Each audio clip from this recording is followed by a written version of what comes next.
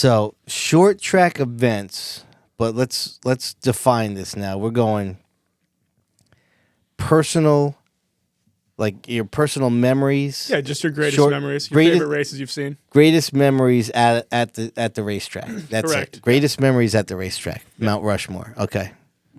All right, you came up with it. You lead us off there, Captain. All right. Now, do you want like New England only, or do you want?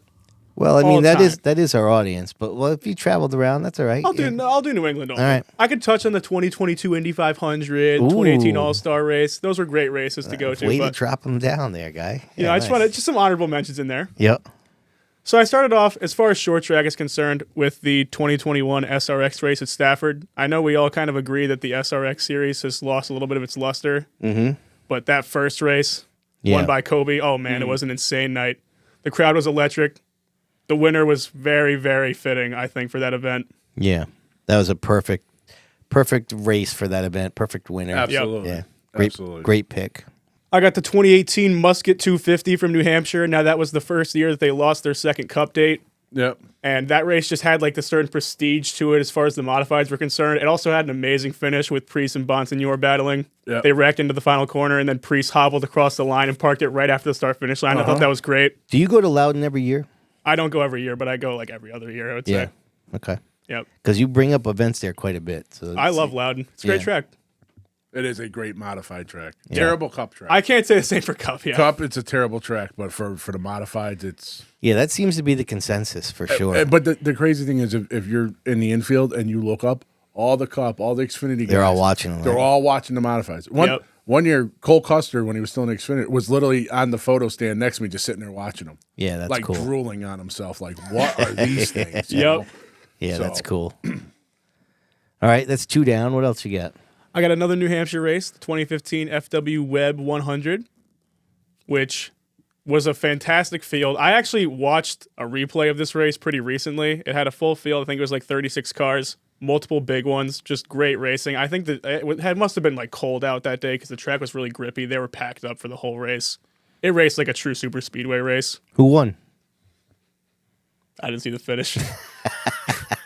That great? You didn't see the finish? I mean, I could tell you because I probably got them to sign the ticket after the race. I used to do that a lot, but I don't have the ticket with me. All right, hold on. You give us number 4, and I'll look up the winner. Go ahead. I got Valenti Modifieds and Monadnock from 2018. And the main reason I put that race on is because the support series were just as good as the feature. Monadnock's such a gritty track that all the racing... I don't remember who won. It is a great little... The ticket was also $5. Which I just want to cement. That really added to the experience. No, Monadnock is a great short track. Yep. Your boy Doug Kolby won that race. Oh, he did? I didn't like him at that point in time, so I probably was not happy about that. I mean, nobody likes him still to this day. Yeah. That's fine. My niece hates him because remember when he was filling in for Rocco when one of the times him and Jeff Pearl got together? Yep.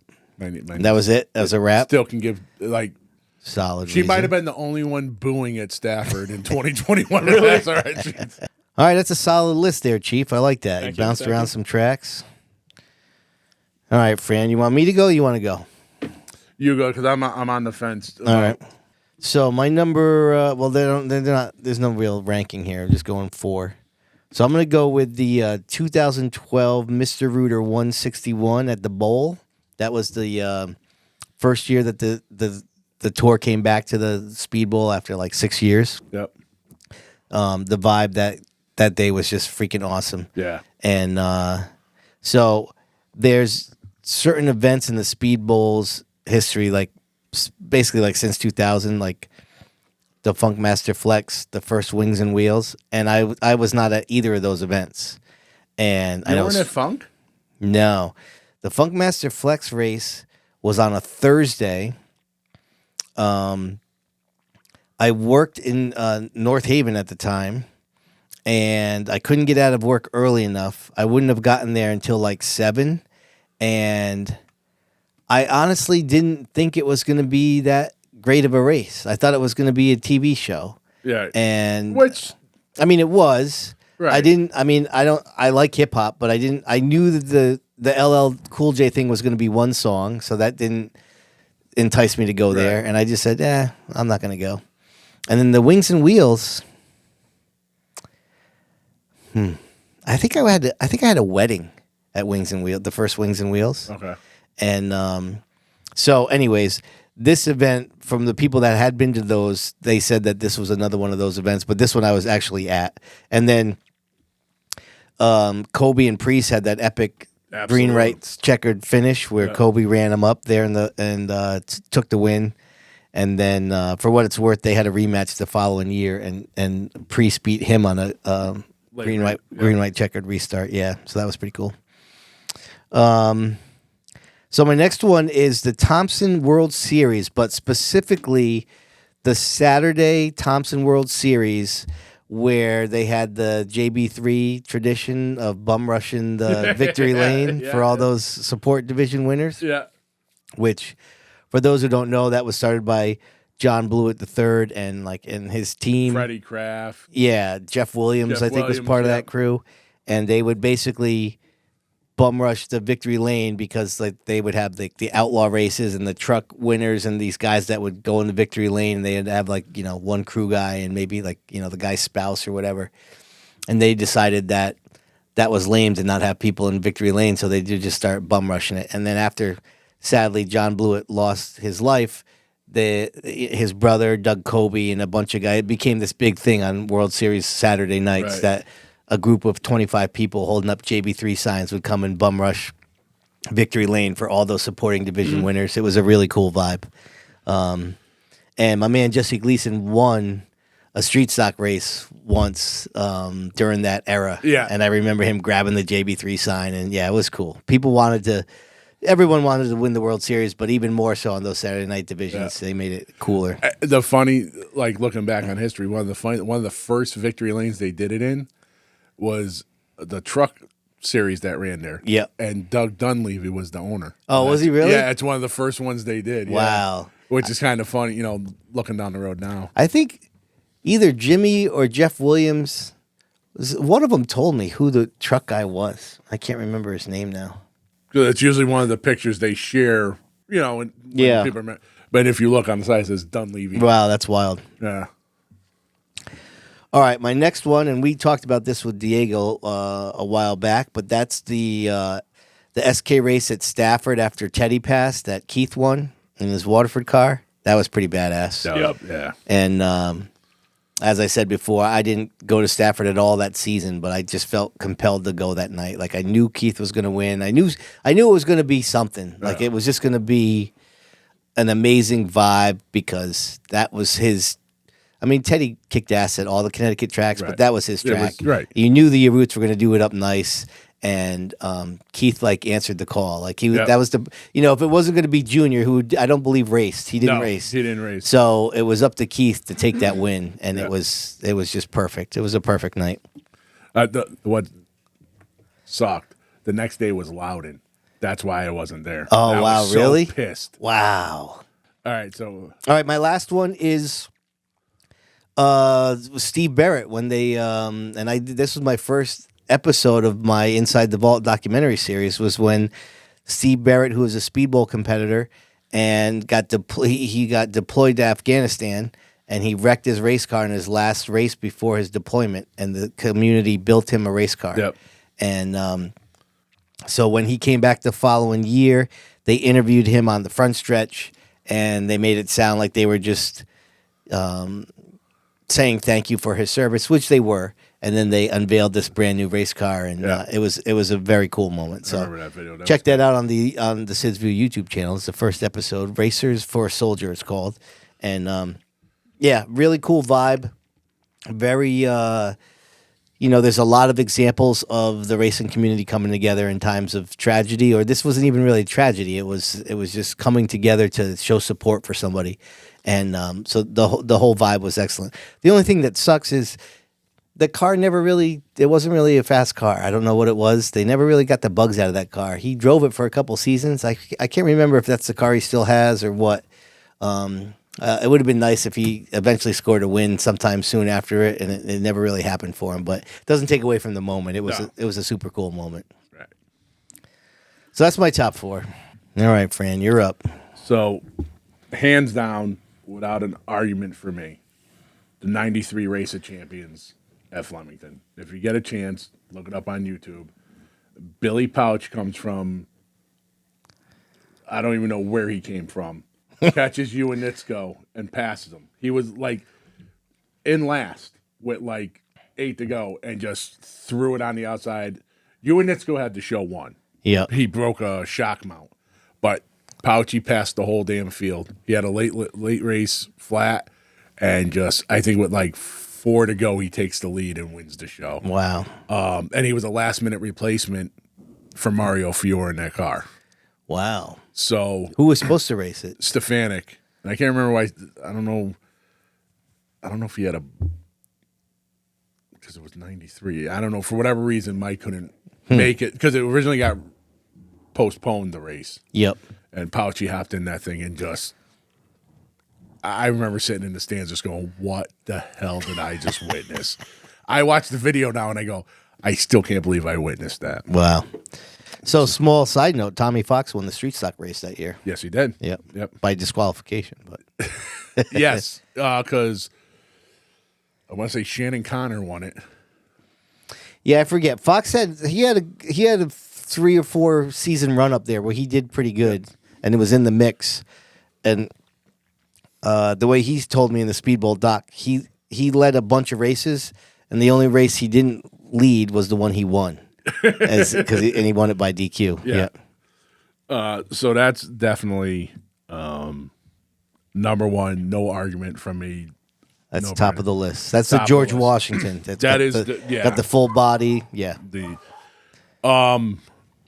Like I said, there's so many ones that pop in my head, and this one was difficult. One I do remember. I want to say it was. I don't know if it was opening night of 2014 at Stafford, or if it was when they would do the go-kart race, the Champion for Charity. But TC and Ryan put on a show that night. They must have 3-4 times. Teddy would get him in 1 and 2, and Ryan would get him in 3 and 4, and it went on for 25 laps of the 40-lap feature. Just nice, unglued from that seat. One race that sticks in my head, I can't remember the year, but it was at Waterford, and Eddie Flemke and Donnie Leah pretty much ran out of 150 laps. They ran like 130 side by side. Yeah, I remember that. I want to say it was the last race, and then then they stopped going, and then they came back for the Mr. Rooter 160. Yeah. So did Leah win that race? Leah won the race. 2000. So Donnie Leah won in 2005 and 2006. Flemke won in 2004. So that's pretty sweet. It was the battle of the last two. Well, they had won it. They ran a couple times. Yeah, they had multiple races there. So I don't know. It was the last 2 winners, but still. I think it was the 06 one where they ran side by side. Like, I remember hearing over the scanner that like they had to bring batteries up to their spotter because all the time they were just saying outside, outside, inside, inside. Was Eddie in the 79 then? No, he was in the 10. Oh, okay. Yep. For my 4th, I could put numerous races. I remember there was a race at Loudon. I think Mark Makovic unofficially counted like 54 lead changes. Like it was Reggie, Savali, and Blewett to the point at the checkered flag. This was at Loudon? This was at Loudon. I was walking to Victory Lane. They had originally said Savali won. As I was walking, at the time I was shooting for Area Auto, and John Blewett III had to catch a flight to get back to Wall.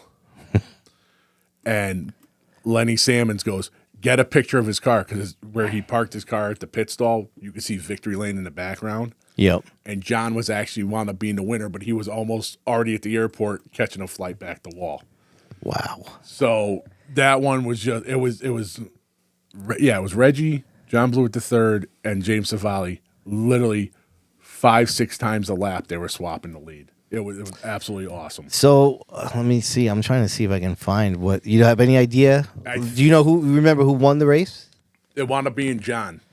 John Blewett won the race, huh? It was I want to say 06. All right, let's see here. Whelen Modified Tour. John Blewett the third. He won in June. What does that mean? Oh, he won in both July and September of 06 at Loudon. So it would probably have been July, and it would have been like Reggie and Savali would have been second. Yep. Reggie was third. Let me see if it gives me any stats here. Holy crap. The lead changes here are But unbelievable. That's the official. Wow. Yeah, so within a lap they were going. So I think the official wound up being like 27, 28. Dude, how about this? Ready? This is unbelievable. Jimmy Blewett, Ted Christopher, Donnie Leah, Ted Christopher, Reggie, Tony, Kolby, Teddy, Kolby, Reggie, JB3, Reggie, JB3, Reggie, JB3, TC, JB3, TC, JB3, TC, JB3, Marquis, Reggie, Savali, JB3. Holy crap. And what was the official lead change? Oh, let me see. It's not giving me, so let me see. That's 1, 2, 3, 4, 5, 6, 7, 8, 9, 10, 12, 14, 16, 18, 20, 22, 24, 26, 27. So, How many laps were in the damn race? 100 laps. Damn. And That's crazy. That's the official. When I tell you they were coming out, so let's say John was leading coming out of 2, right? Yeah. They'd go down the backstretch. Savali would pull out. Reggie would be in tow. Savali would get by him, and Reggie would dive into 3, get around. Then John would come, get around them too. It was it was absolutely insane. So they give you the number of laps led for each. So this is the amount of laps each of those leaders led, right? 6, 1, 15, that's the longest. 13, 5, 3, 2, 1, 2, 4, 1, 5, 1, 1, 2, 1, 1, 1, 6, 10, 5, 1, 1, 7, 2, 2, 1. Yeah. Wow. It was What a fun race that must have been. So Holy crap. That's one. I mean, it's just one of those ones you just. It was insane. It was absolutely insane. 42 cars started that race. Yeah. Wow, that's a good The one. lead changes, those are like Talladega numbers, Yeah. practically, at a short track. It was absolutely. Oh yeah, insane. here we go. It's right up here. Sorry, the number of official lead changes was 28. Yeah, but I think like unofficially, if you count, it was like 50. Yeah. Yeah, the mid-lap changes. Right. Yeah. So that would be those. That's a would be good my find four. right there. Yeah. Yeah, that's a good one. And then my honorable mention, only because I was a diehard Gordon fan. 02 Bristol night race. Yeah. I Oh, was yeah. 26 rows off the track in turn 3 when he gave the old bump and run to Rusty. So that's my honorable mention. Okay. Nice. Freaking Cup fans, whatever.